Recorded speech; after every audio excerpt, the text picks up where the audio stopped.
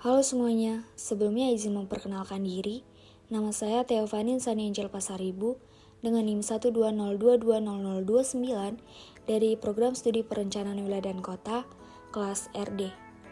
Jadi, di sini saya akan menyampaikan materi mengenai pembangunan wilayah berdasarkan paradigma Keynesian dengan studi kasus kawasan industri Tanjung Buton dalam mata kuliah perencanaan wilayah dengan dosen pengampu Pak Asirin STMT. Dengan outline pembahasan, yang pertama ada teori Keynesian dan yang kedua adalah studi kasus. Ekonomi Keynesian merupakan teori makroekonomi tentang bagaimana dalam jangka pendek dan terutama selama resesi, output ataupun pendapatan ekonomi suatu wilayah sangat dipengaruhi oleh permintaan agregat baik dari dalam wilayah maupun dari luar wilayah. Ekonomi Keynesian berpendapat bahwa permintaan agregat berfluktuasi dan tidak stabil menyebabkan ekonomi pasar mengalami hasil ekonomi yang tidak efisien dalam bentuk resesi ekonomi dan inflasi. Selanjutnya, karakteristik ideologi politik teori-teori Keynesian. Yang pertama, intervensi pemerintah merupakan tindakan pengaturan yang diambil oleh pemerintah yang berupaya mempengaruhi keputusan yang dibuat oleh individu, kelompok, dan organisasi tentang masalah sosial dan ekonomi. Yang kedua, demokrasi sosial merupakan gagasan bahwa negara perlu memberikan keamanan dan kesetaraan kesempatan bagi rakyatnya dan harus secara aktif menata ulang masyarakat dengan cara yang kondusif bagi perkembangan wilayah. Tetapi perubahan dilakukan secara bertahap, disahkan oleh penguasa terpilih secara demokratis mayoritas. Dan yang terakhir ada kohesi dan solidaritas teritorial nasional, merupakan kebijakan dengan tujuan meningkatkan kesejahteraan ekonomi wilayah dan juga untuk mengatasi kesenjangan wilayah.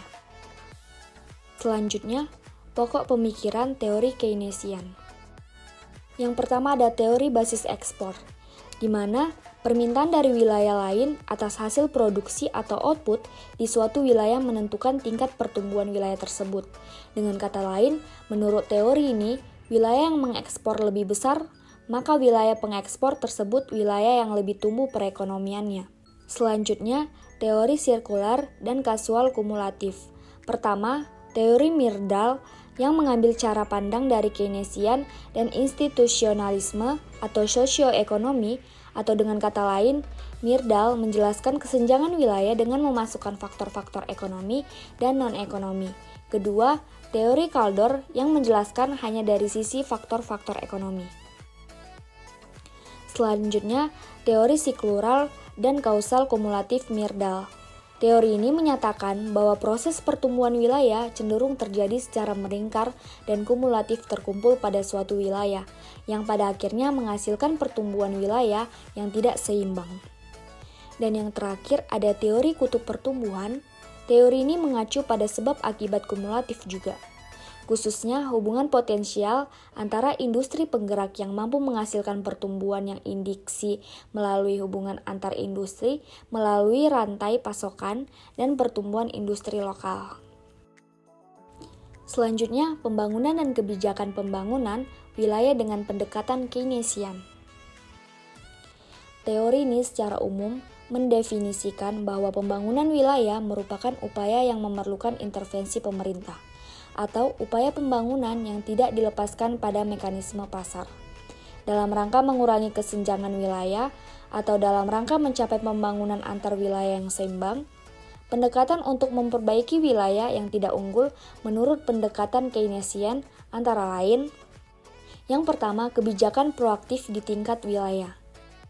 Sebuah pendekatan proaktif fokus pada mengatasi masalah sebelum masalah tersebut muncul. Kebijakan proaktif dapat bisa lebih menantang dalam hal kesulitan secara politis untuk mendapatkan persetujuan dari pengambil keputusan kebijakan untuk berkomitmen mendukung dengan anggaran dan sumber daya yang ada untuk mengatasi masalah yang belum terjadi. Dan yang kedua, investasi publik pada infrastruktur.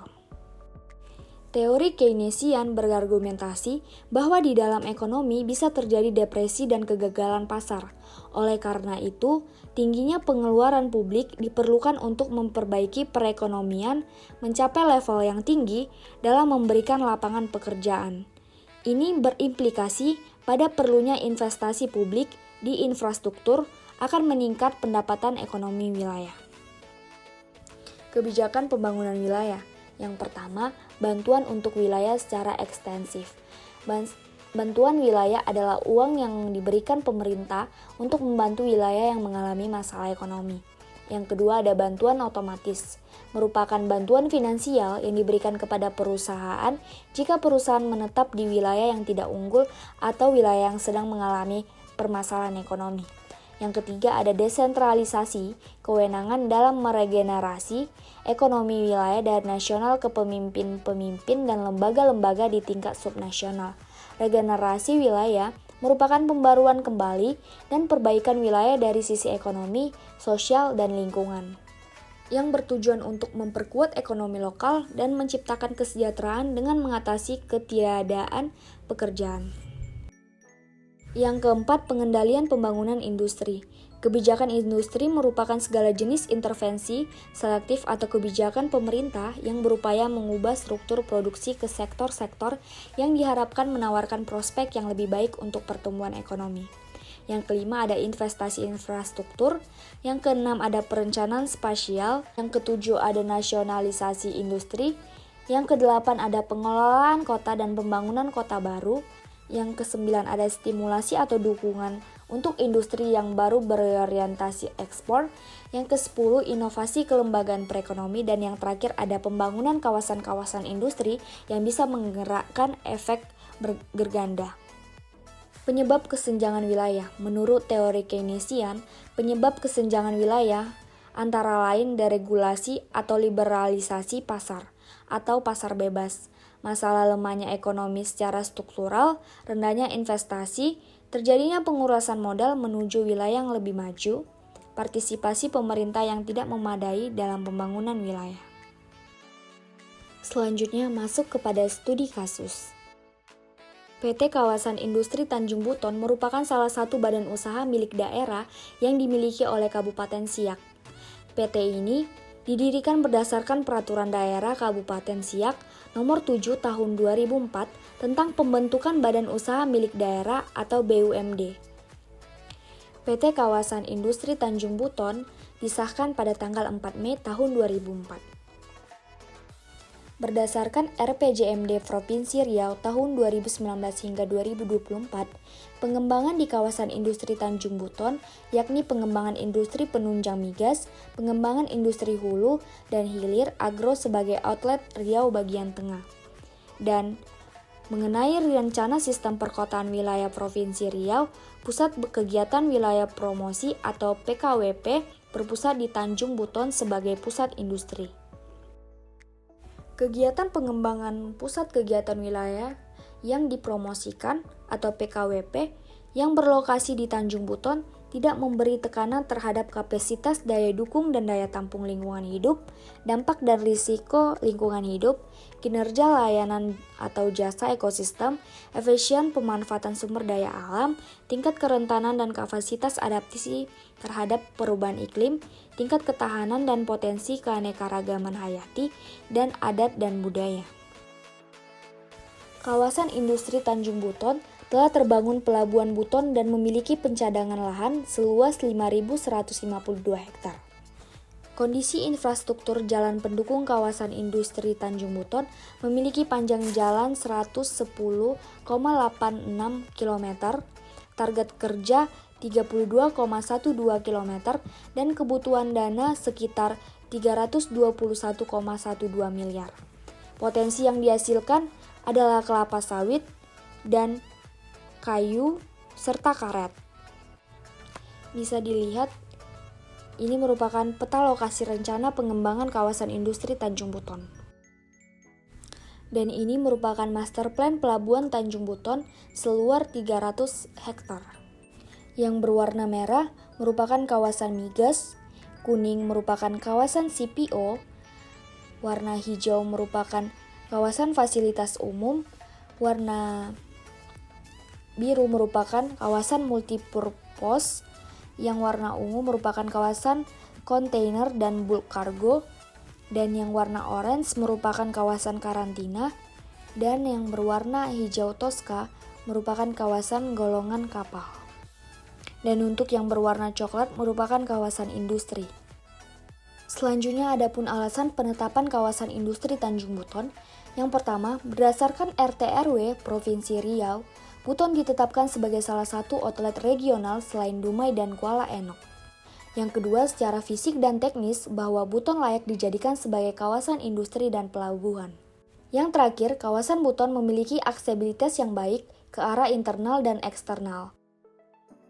Dengan terbentuknya PT Kawasan Industri Tanjung Buton dapat mengelola, mengembangkan, dan mengendalikan kawasan industri Tanjung Buton berdaya guna, berhasil guna, dan berkelanjutan, dan memiliki tujuan yang pertama, memanfaatkan seefektif mungkin potensi dan keunggulan lokasi di Tanjung Buton untuk pembangunan pusat pengembangan industri yang efisien di Kabupaten Siak dan sekitarnya. Yang kedua, menyediakan prasarana dan sarana penunjang pembangunan industri serta pelabuhan yang mampu memberikan pelayanan yang terbaik kepada para investor di kawasan industri Tanjung Buton. Yang ketiga, mengembangkan kerjasama antara Kabupaten Siak dengan kabupaten kota sekitarnya dalam menangkap peluang pengembangan industri. Yang keempat, meningkatkan pendapatan asli daerah dan pendapatan masyarakat Kabupaten Siak dan kabupaten kota sekitarnya. Dan yang terakhir, meningkatkan kesempatan kerja khususnya bagi penduduk lokal serta menjamin terlaksananya pembangunan yang berwawasan lingkungan.